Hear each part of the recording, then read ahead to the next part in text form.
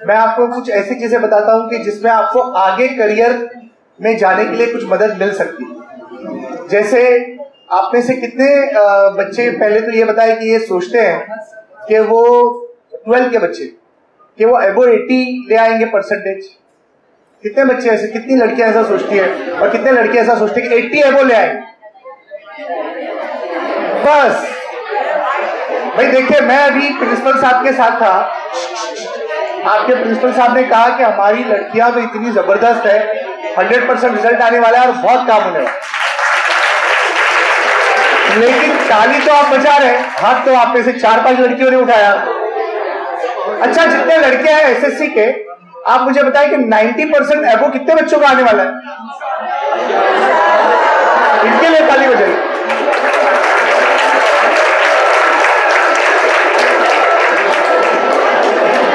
तो 10th है, सुनिए, 10th और 12th के जो बच्चे हैं, अगर आप अपने बारे में ये सोचते हैं कि हम अच्छा परसेंटेज ला सकते हैं, तो आप ये काम कर पाएंगे अगर आप में वो पॉजिटिव एटीट्यूड है।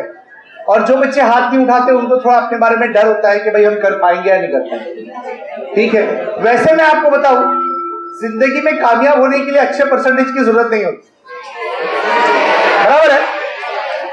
जिंदगी में कामयाब होने के लिए पैसों की भी जरूरत नहीं होती, और जिंदगी में अच्छा कामयाब होने के लिए अच्छे तालीम याफ्ता होने की भी जरूरत नहीं होती, बराबर है? भाई देखिए, बिल गेट्स ने कहां पढ़ाई की? कुछ नहीं। सचिन तेंदुलकर ने क्या पढ़ाई की?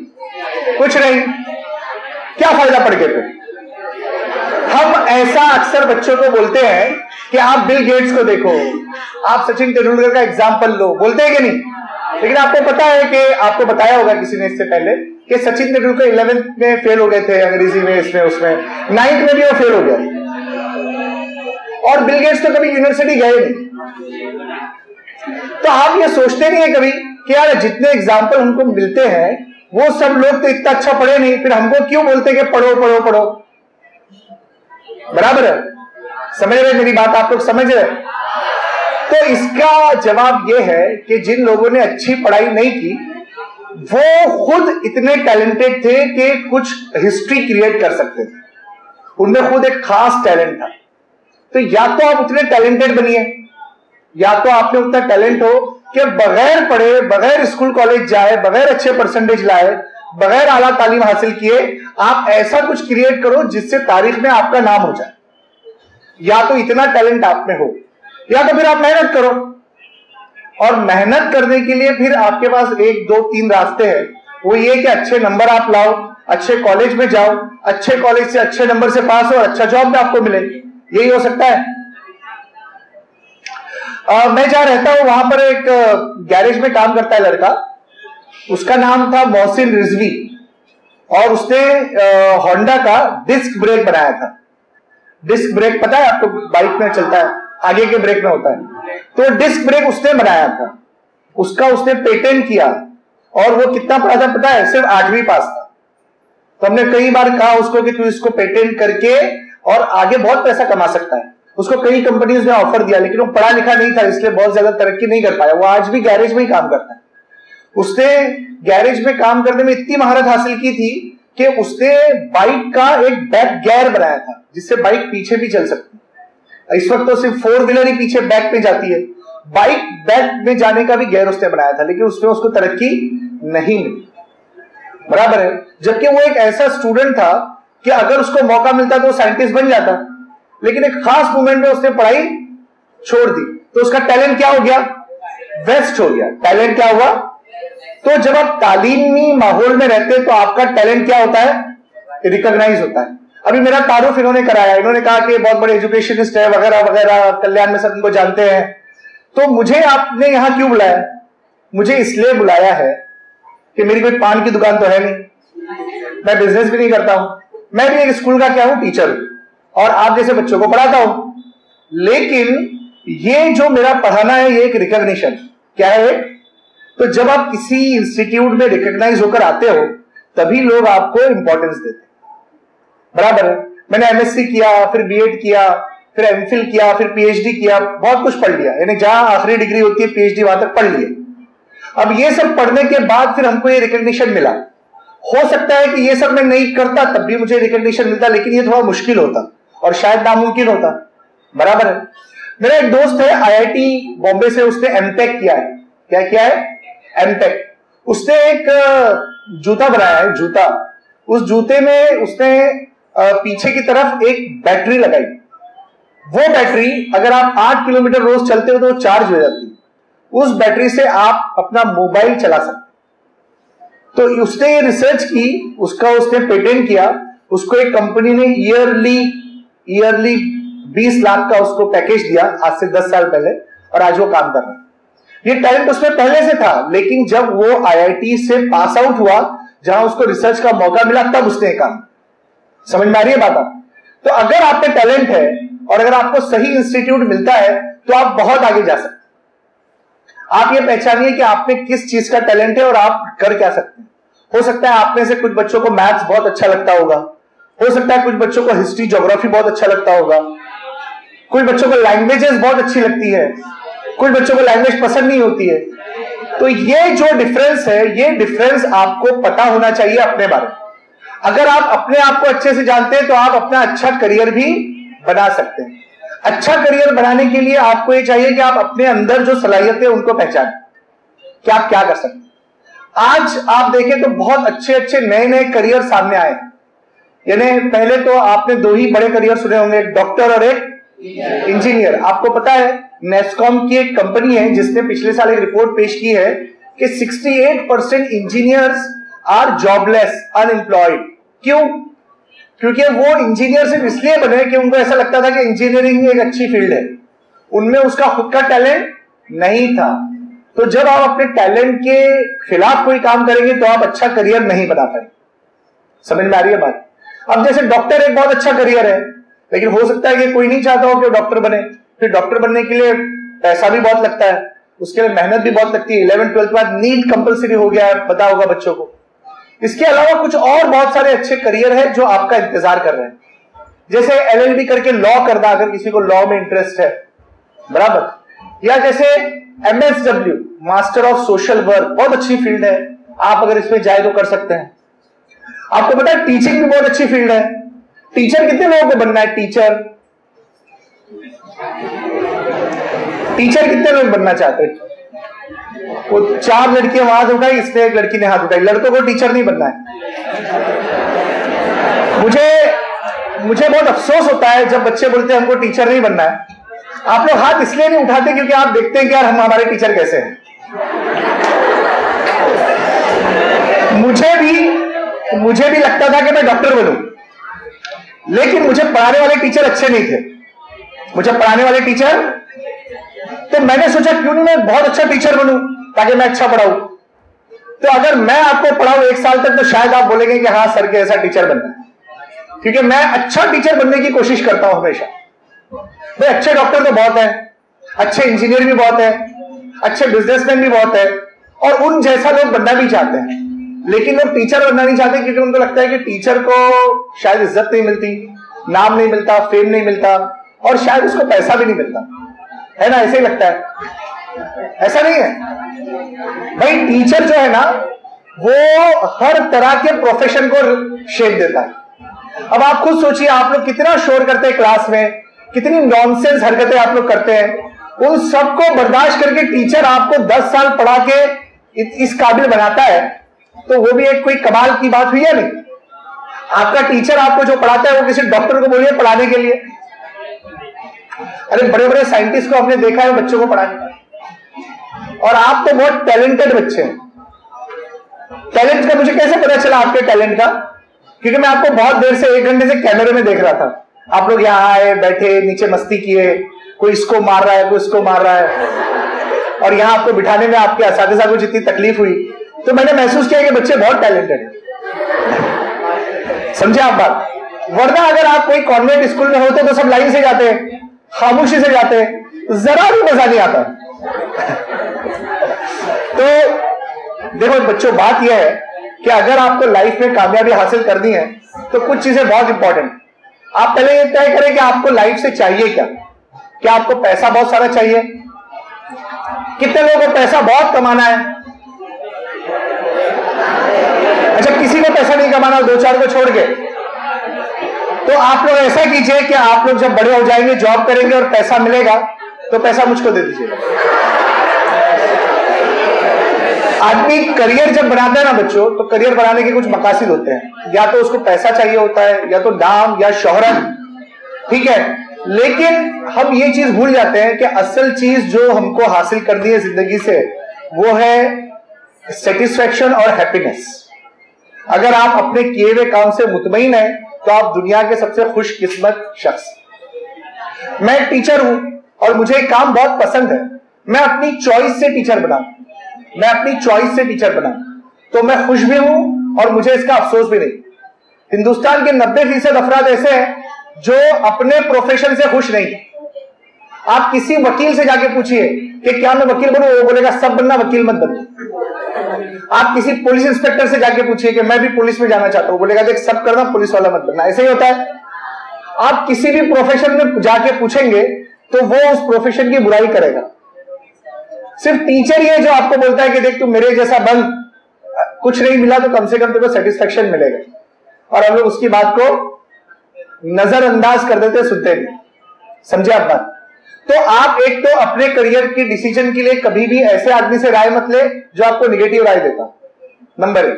नंबर 2 ये आपको ये करना चाहिए कि अपने अंदर जो टैलेंट है उसको पहचानना चाहिए। उसके लिए या तो आप एप्टीट्यूड टेस्ट करवाए अपना, या तो कोई अच्छे काउंसलर से मिले, ठीक है। या तो ये जिन लोगों ने प्रोग्राम रखा है एस्पायर इंस्टीट्यूट, ये लोग भी कुछ करते हैं करियर गाइडेंस के लिए, एप्टीट्यूड टेस्टिंग के लिए, वहां जाए, अपना करियर कैसे चीज चूज करना है वो देखें। उसके बाद ये कि आपको जो बनना है उस प्रोफेशन के लोगों से जाकर मिलिए कि भाई आप, मुझे मैकेनिकल इंजीनियर बनना है, तो मैं जाऊं मैकेनिकल इंजीनियर से जाकर पूछूं कि उसमें क्या होता है, कितनी तनख्वाह मिलती है, काम क्या करना है। मुझे अगर सीए बनना है तो मैं जाके सीए से मुलाकात करूं। मुझे अगर लॉयर बनना है तो मैं जाके वकील से मुलाकात करूं। अगर आपको आर्किटेक्ट बनना है तो आप जाके किसी प्रैक्टिसिंग आर्किटेक्चर से मुलाकात कीजिए। ये इन हैंड एक्सपीरियंस आपको कॉलेज के बाद बहुत काम आएगा कि उसने कोर्स कौन सा किया, क्लासेस कौन सी ली, कितना पैसा लगा, कितना टाइम लगा, बराबर। दूसरी ये कि अपनी फाइनेंशियल पोजीशन भी देखिए। आज अगर आपको होटल मैनेजमेंट का डिप्लोमा करना है तो 1 लाख रुपए से ज्यादा उसकी फीस है, 4 साल का वो डिप्लोमा है। अगर आपको लॉ करना है 12th के बाद तो 5 साल का लॉ है, उसकी भी 30-40 हजार रुपए फीस है साल की।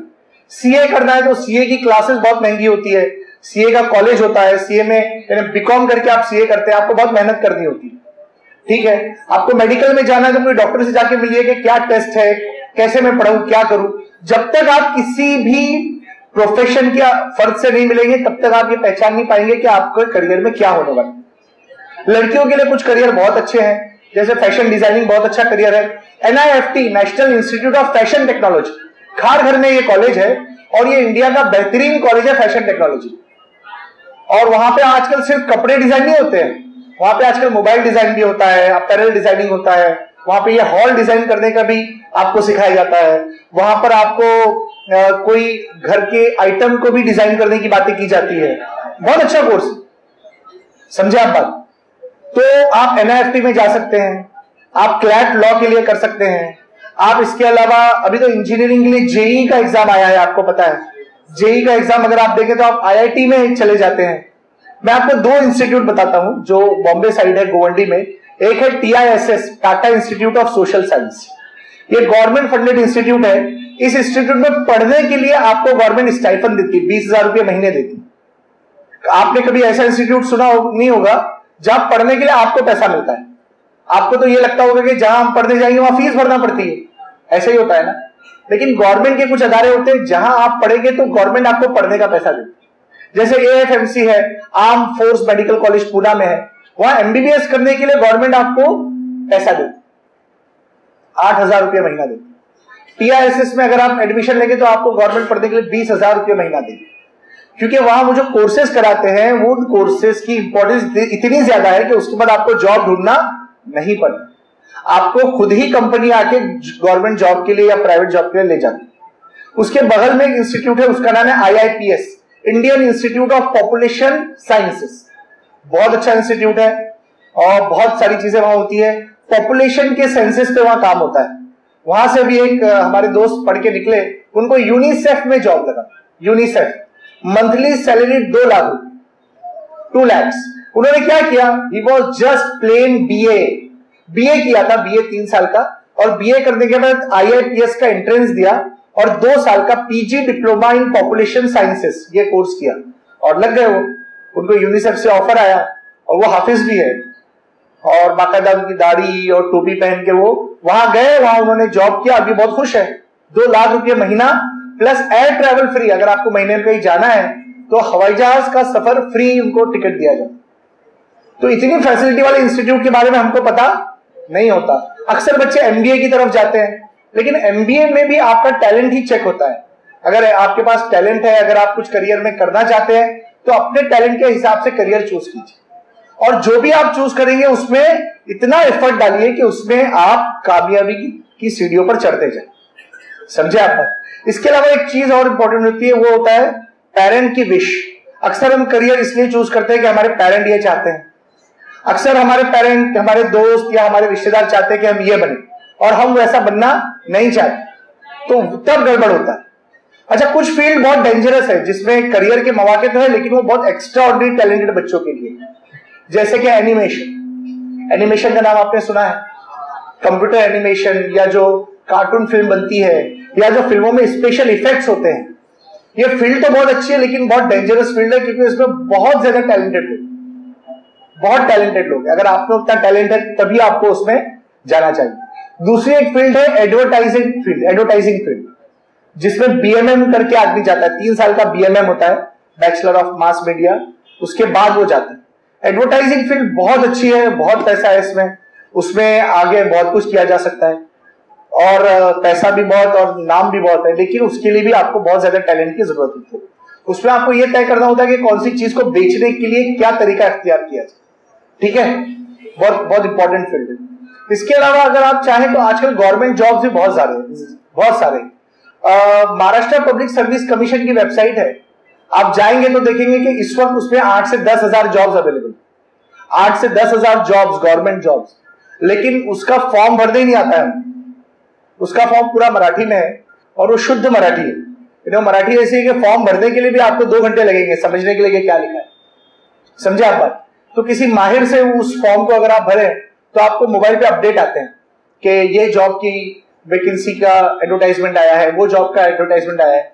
10th फेल से लेकर पीएचडी तक सारे जॉब के आपको अलर्ट्स आते रहते हैं मोबाइल, और आप वो फॉर्म भरिए, उनका इम्तिहान दीजिए, और अगर आप पास हो गए तो आपको गवर्नमेंट जॉब लग जाती है। तो गवर्नमेंट जॉब के बहुत सारे मौके इस वक्त अवेलेबल है। समझे आप बात?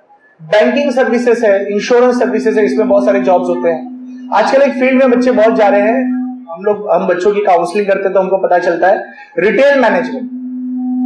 जैसे शॉपिंग मॉल वगैरह खुल रहे हैं, या इन शॉपिंग मॉल्स में बहुत सारे काम होते हैं, तो उसमें अलग अलग पोस्ट पे लोग चाहिए होते हैं, मैनेजर से लेके सेल्समैन तक। बहुत अच्छे जॉब्स है और अच्छा करियर है। अगर आप नीचे से शुरू कीजिए, बढ़ते बढ़ते आपका करियर बहुत ऊपर तक चला जाए। लड़कियों के लिए कुछ कोर्सेज बहुत यूनिक खुले हैं। लड़कियों के लिए आईटीआईज भी है। दादर में एक गवर्नमेंट आईटीआई है लड़कियों के लिए, जहां फैशन टेक्नोलॉजी का डिप्लोमा है, उसकी फीस सिर्फ 300 रुपए, क्योंकि वो गवर्नमेंट फंडेड। अगर आप प्राइवेट में करने जाएंगे तो आपको 20 से 30 हजार रुपए लग जाए। ठीक है, तो वो कोर्स भी बहुत अच्छा है। इसके अलावा लड़कियों के लिए काउंसलिंग साइकोलॉजी का कोर्स बहुत अच्छा है, जिसमें बच्चों को गाइड किया जाता है। चाइल्ड डेवलपमेंट का कोर्स बहुत अच्छा है लड़कियों के लिए। MA sociology, MA psychology, MA geography करके भी आप बहुत कुछ कर सकते हैं। लड़के और लड़कियों के लिए एक कोर्स होता है ट्रांसलेटर का, ट्रांसलेशन होता है। आप देखते हैं नेशनल ज्योग्राफिक और एनिमल प्लैनेट पे हिंदी में वो बोलता है ट्रांसलेटर, एक्चुअली तो वो इंग्लिश में है, लेकिन वो ट्रांसलेटर। आप देखते हैं फॉरेन की फिल्में आती है, या हम लोग तमिल फिल्में देखते हैं, वो डब होती है हिंदी में, वो कौन करता है? वो फिल्म वाले नहीं करते, वो एमए हिंदी, एमए अंग्रेजी, एमए तमिल, एमए अरबिक ये लोग करते हैं। जब अगर आप सऊदी अरब जाएंगे तो वहां एनिमल प्लैनेट अरबी में आता है, आप ईरान जाएंगे तो वहां पे नेशनल ज्योग्राफिक पर्शियन में आता है। तो ये ट्रांसलेशन कौन करता है? ये ट्रांसलेशन करने वाले अफराद एमए होते हैं, पीएचडीज होते हैं, और ये बहुत अच्छा काम करते हैं। एक 5 मिनट की जो स्लॉट होता है फिल्मों में, उसको ट्रांसलेट करने के लिए 8 से 10 हजार रुपए मिलते हैं। तो एक बड़ी फील्ड है क्या नहीं? अगर आपकी लैंग्वेज अच्छी है तो ये आप एक बड़ी फील्ड एक्सप्लोर कर सकते हैं। और बहुत सारी वेबसाइट्स है जो डुअल लैंग्वेजेस में होती है। आप देखेंगे गवर्नमेंट की जितनी वेबसाइट है उसमें स्किप कर सकते हैं आप, मराठी किंवा अंग्रेजी, बराबर। अब गवर्नमेंट ये चाहती है कि वो वेबसाइट गुजराती में हो, उर्दू में हो, बंगला में हो, तो आपको क्या करना पड़ेगा, आपको लैंग्वेज सीखना पड़ेगी। मैं आपको बताऊं, बोर्ड में 12th का बोर्ड होता है, तो उसमें हम लोग पेपर चेक करते थे, आपकी रफत मैडम और हम लोग साथ में कई बार बोर्ड में पेपर चेक किए। तो हम अंग्रेजी का पेपर चेक करते थे और आप उर्दू का करती थी, तो मेरे पास भी उर्दू के पेपर आते थे, मैंने भी उर्दू चेक किया, अंग्रेजी चेक किया, एक बार मैंने हिंदी में भी पेपर चेक किया, हिंदी में 12th की बायोलॉजी। तो अब 3 लैंग्वेजेस में हम पेपर चेक किए, तो हम लोग को एक स्पेशल एज मिलता है, कि बाकी लोग तो सिर्फ अंग्रेजी में चेक कर पाते हैं, लेकिन हम चूंकि 2-3 लैंग्वेजेस जानते हैं, तो हमारा इंपॉर्टेंस थोड़ा सा अलग है। इसी के साथ एक रिलेटेड फील्ड है जर्नलिज्म। तो जर्नलिज्म में 2 टाइप है, एक तो प्रिंट जर्नलिज्म और एक इलेक्ट्रॉनिक जर्नलिज्म। प्रिंट जर्नलिज्म में न्यूज़पेपर्स होते हैं, इलेक्ट्रॉनिक जर्नलिज्म में टीवी जर्नलिज्म। अब टीवी पे आप देखते हैं कि एक लड़की बैठ के न्यूज बोल रही है, लेकिन वो तो न्यूज रीडर है, न्यूज राइटर अलग होते हैं। मैंने भी कुछ सालों तक न्यूज राइटर का काम किया है, कि भाई एक न्यूज आपके पास आई, उस न्यूज को आप लिखिए, फिर दूसरा पढ़ने वाला पढ़ेगा। एक तो लाइव होता है, जब लाइव में ये होता है कि आप बोलते जाओ, कुछ लिखा हुआ नहीं है, स्क्रिप्ट नहीं, लेकिन जब न्यूज पहले से रिटन होती है, उसको पढ़ना एक मुश्किल काम होता है। तो वो न्यूज राइटिंग का हुनर होता है, काम होता है बाकायदा, उसकी तनख्वाह कम से कम 40,000 रुपए होती है चैनल, सुबह शाम बैठ के उसको न्यूज लिखना पड़ती है। अब न्यूज का सोर्स एक ही है, जितने बड़ी बड़ी न्यूज एजेंसीज है वो सब अंग्रेजी में न्यूज भेजती है, लेकिन आप तो न्यूज मराठी में सुनते हैं, हिंदी में सुनते हैं, उर्दू में भी सुनते हैं, हर लैंग्वेज में सुनते हैं ना, इसको ट्रांसलेट करने के लिए लोग होते हैं, समझे आप बात। और एक फील्ड है जिसमें आप इस ट्रांसलेशन को, न्यूज को आप घर बैठे कर सकते हैं और उसको बाहर की मैगजीन में भेज सकते हैं। आप देखते हैं फिल्मों की मैगजीन छपती है, स्टारडस्ट, फिल्म फेयर, तो बॉलीवुड के चाहने वाले पूरी दुनिया में हैं, लेकिन वो अंग्रेजी नहीं पढ़ सकते, तो उनके लिए पर्शियन में, अरेबिक में, अलग अलग लैंग्वेजेस में ट्रांसलेट करते हैं लोग। मेरे कई स्टूडेंट हैं जो फॉरेन में न्यूज यहां से मेल करते हैं ट्रांसलेट करके, और उनको चेक से पैसा आता है। घर बैठे काम होता है, घर बैठे ये काम किया जा सकता है। इसी तरीके से और कुछ फील्ड है, जैसे अगर आप कॉमर्स में जाएं तो कॉमर्स का जर्नलिज्म अलग है, बिजनेस जर्नलिज्म अलग है। फिर अब तो बॉम्बे स्टॉक एक्सचेंज में एक कोर्स है, डिप्लोमा कोर्स, जो आपको स्टॉक एक्सचेंज कैसे काम करता है ये बताता है। आपने सुना है स्टॉक एक्सचेंज, रुपया, डॉलर, तेल का भाव, सोने का भाव ऊपर नीचे चढ़ता उतरता रहता है, ये कौन करता है? ये स्टॉक एक्सचेंज में कुछ लोग बैठे रहते हैं, उनको पता होता है कि कैसे होता है। वहां पर एमबीए भी होता है, बॉम्बे स्टॉक एक्सचेंज में एमबीए होता है कि कैसे ये प्राइस तय होती है। बहुत अच्छा कोर्स है, मैं वहां पे जाके लोगों से मिला हूं, वहां लोगों से बातचीत की है, उनको बहुत अच्छी सैलरी, लड़के लड़कियां दोनों ये काम कर सकती। उसमें आजकल शरिया इंडेक्स के नाम से एक चीज आई है, जिसमें लोग इस्लामिक बिजनेस में इन्वेस्ट करते हैं, क्योंकि अब लोग बहुत सारी अलग अलग एवेन्यूज को एक्सप्लोर कर रहे हैं, तो ये भी एक नई फील्ड बनकर सामने आई। समझ में आई बात? अब आप कोई और सेक्टर में जाए, जैसे आप, ये मैंने आर्ट्स के बारे में आपको बताया, जर्नलिज्म है, एमएसडब्ल्यू है, या मैंने आपको बताया एडवर्टाइजिंग फील्ड है, लॉ है, ऐसे ही कुछ कोर्सेज हमारे पास कॉमर्स में। कॉमर्स में अगर आप सीए नहीं बन सकते तो सीएस कीजिए, कंपनी सेक्रेटरी कीजिए, बराबर। अगर आप कंपनी सेक्रेटरी नहीं कर सकते तो फाइनेंशियल एनालिस्ट का एक कोर्स है, बहुत अच्छा कोर्स है, वो भी आप कर सकते हैं, बराबर है। आप सिर्फ एमएससीआईटी करें, कोई आप डीटीपी में लैंग्वेज सीख ले, मराठी, हिंदी, इंग्लिश, तब भी आपकी इनकम अच्छी हो सकती है।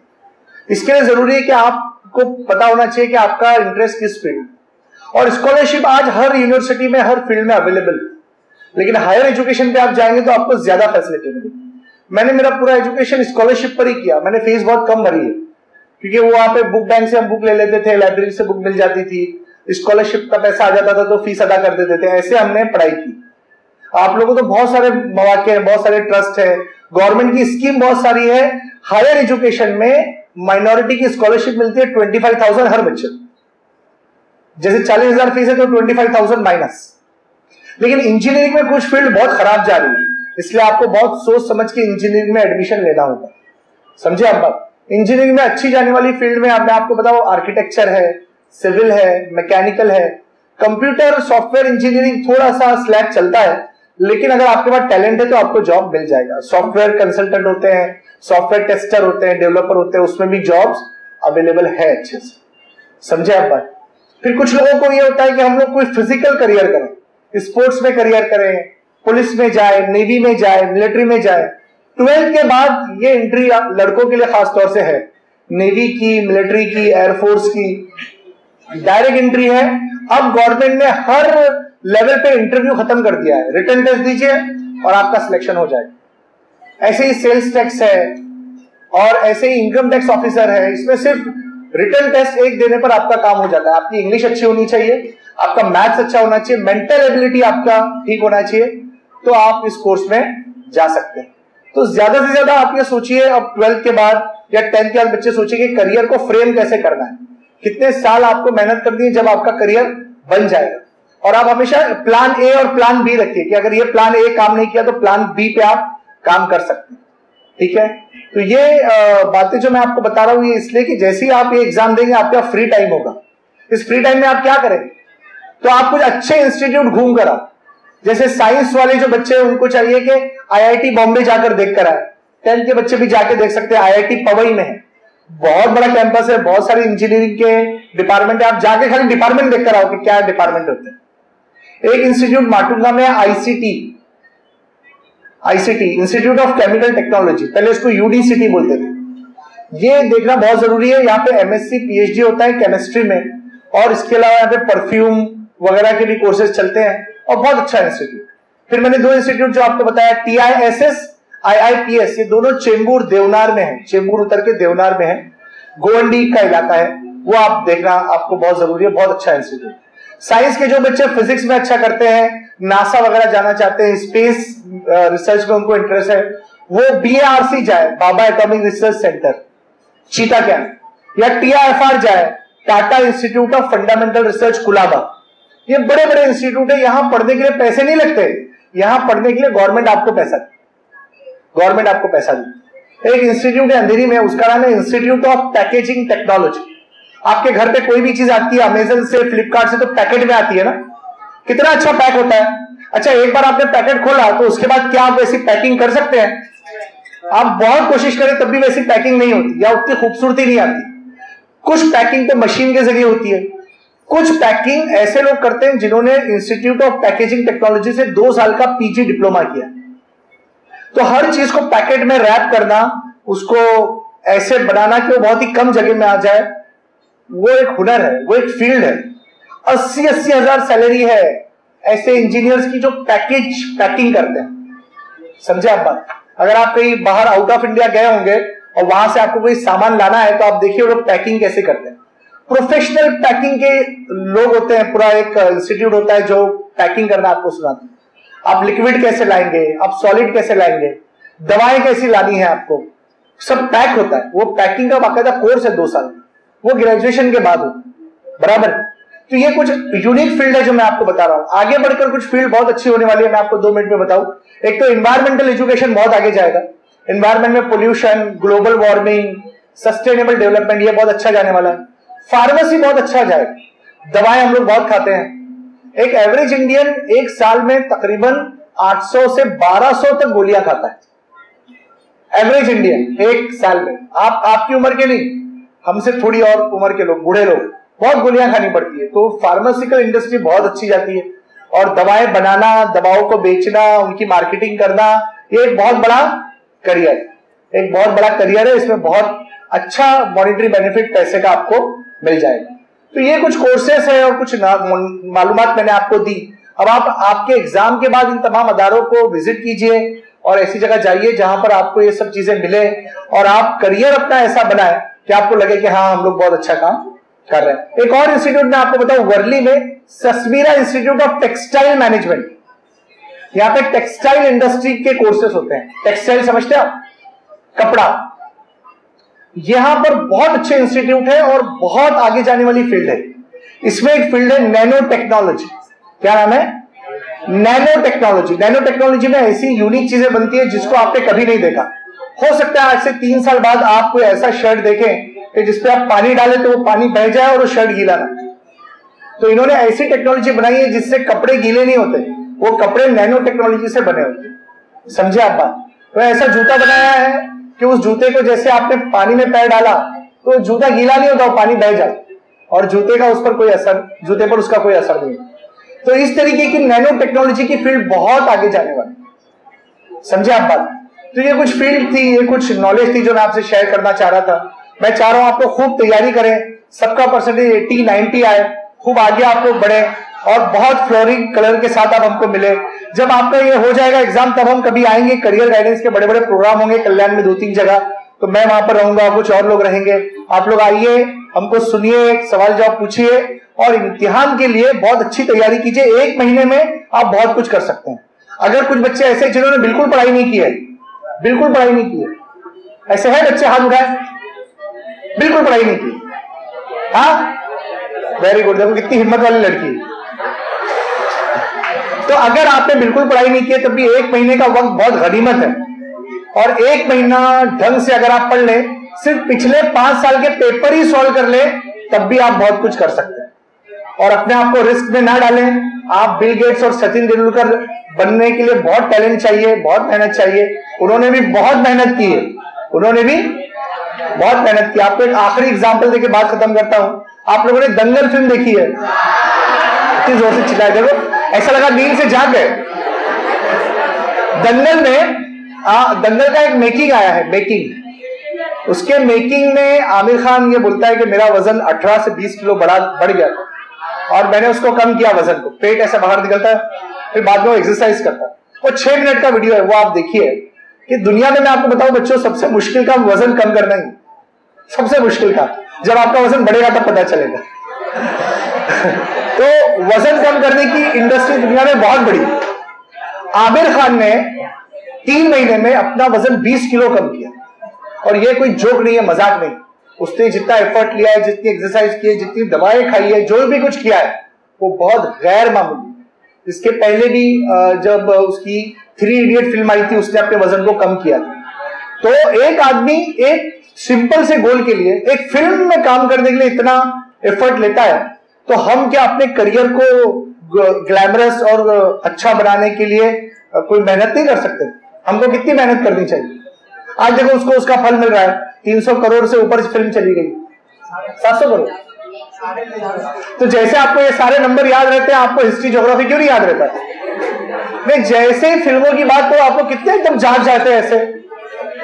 अगर आप जिस फील्ड में जाना चाहते हैं उसमें आपको इंटरेस्ट नहीं है, तो आप कुछ नहीं कर पाएंगे।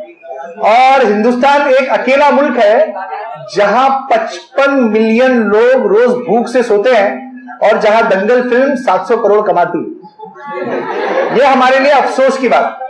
हमारी बेसिक जरूरतें पूरी नहीं होती है और हम लोग फिल्में देखने की पड़ी है। अभी आपका इम्तिहान का वक्त है, पता है, फिर भी जब मैंने पूछा दंगल किसने देखी है, तो बड़ी तादाद में से बोलते हैं हाँ। अरे भाई अभी झूठ बोल, अभी 1 महीना आप रुक जाइए, कोई टीवी मैच मत देखिए, कोई सीरियल मत देखिए, कोई फिल्म मत देखिए।